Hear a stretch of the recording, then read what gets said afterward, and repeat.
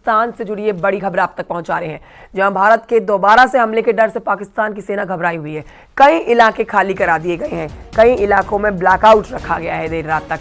सियालकोट, शेखोरा, कसोर, बहावलनगर खाली करा लिए गए हैं। इतना ही नहीं, भारत के दोबारा से हमले के डर से आधी रात को ही पाक आर्मी चीफ सेना मुख्यालय पहुंच गए। बड़ी जानकारी आपको दे रहे हैं। पाकिस्तान के अंदर डर देखा जा रहा है, पाकिस्तान की सेना डरी हुई है भारत के दोबारा अटैक करने को लेकर, और इसीलिए देखिए इलाके के इलाके खाली करा दिए जा रहे हैं पाकिस्तान की तरफ।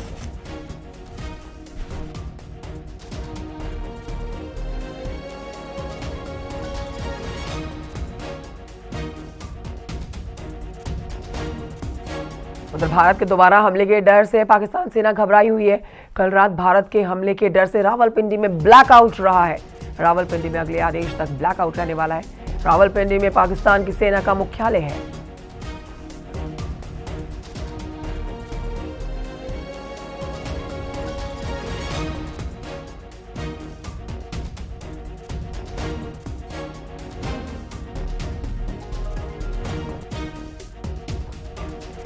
बलूच लिबरेशन आर्मी ने पाक सेना की गाड़ी उड़ाई। बड़ी जानकारी आपको दे रहे हैं। बलूच लिबरेशन आर्मी का हमला, 12 पाक सैनिक मारे गए हैं। मचकुंड इलाके में गश्त पर निकली पाकिस्तान सेना पर यह अटैक हुआ है।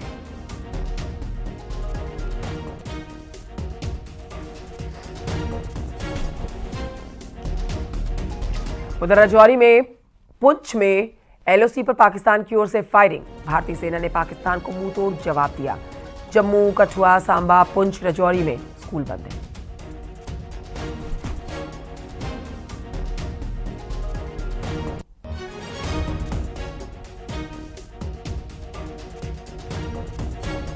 पीछे एक बड़ी खबर आ रही है। बड़ी खबर आपको बता देते हैं कि पाकिस्तान को एनएसए अजीत डोभाल ने चेतावनी दे दी है। अजीत डोभाल ने कहा है कि भारत का इरादा आगे बढ़ने का नहीं है, लेकिन अगर पाकिस्तान की तरफ से कार्रवाई हुई तो हम देंगे मुंह तोड़ जवाब। एनएसए अजीत डोभाल ने कई देशों के एनएसए से बात की है।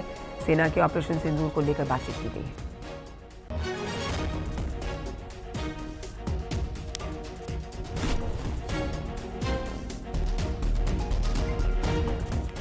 ऑपरेशन सिंदूर की सफलता के बाद आज सुबह 11 बजे सर्वदलीय बैठक होने जा रही है।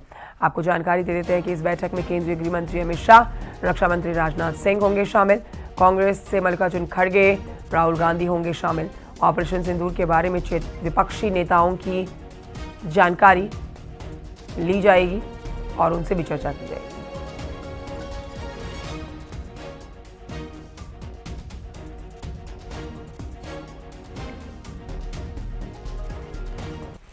बाईस अप्रैल 2025 पहलगाम में आतंकवादियों ने 26 निर्दोष पर्यटकों को बेरहमी से मार डाला।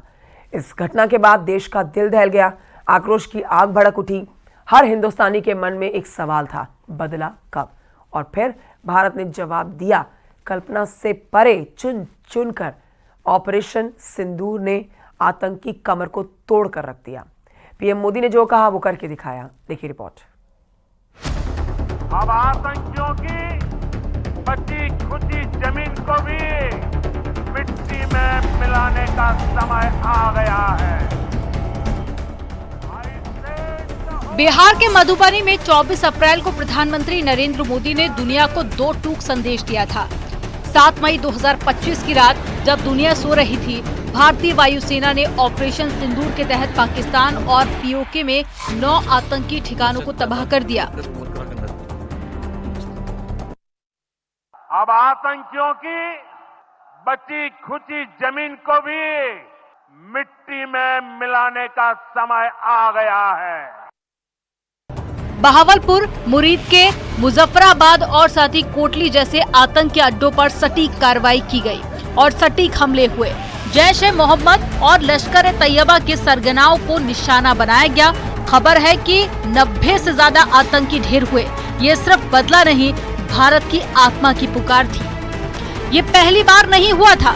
2016 में उरी हमले में 19 जवानों की शहादत के बाद भारत ने नियंत्रण रेखा पार कर सर्जिकल स्ट्राइक की। 2019 में पुलवामा में 40 जवानों की जान लेने वाले आतंकियों को बालाकोट एयर स्ट्राइक में सबक सिखाया। 16 फाइटर जेट्स ने पीओके में 15 किलोमीटर अंदर घुसकर जैश ए मोहम्मद के ठिकानों को नेस्तनाबूद कर दिया।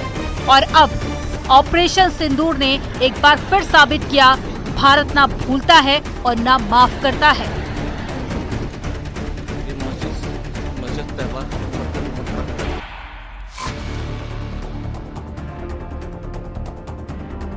प्रधानमंत्री मोदी ने खुद इस ऑपरेशन का नाम सिंदूर चुना, क्योंकि पहलगांव में आतंकियों ने पुरुषों को निशाना बनाया, औरतों का सुहाग छीना और कहा था कि जाओ मोदी को बता देना।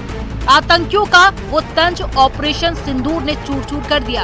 ये बदला सिर्फ पहलगांव का नहीं, बल्कि उरी, पुलवामा और हर उस जख्म का हिसाब था जो आतंक ने भारत को दिया। ऑपरेशन सिंदूर भारत के उस अटल संकल्प का प्रतीक है जो आतंक को कभी माफ नहीं करता।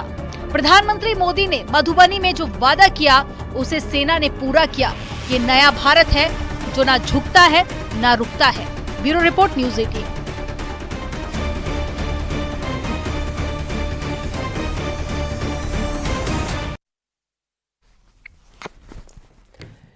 ऑपरेशन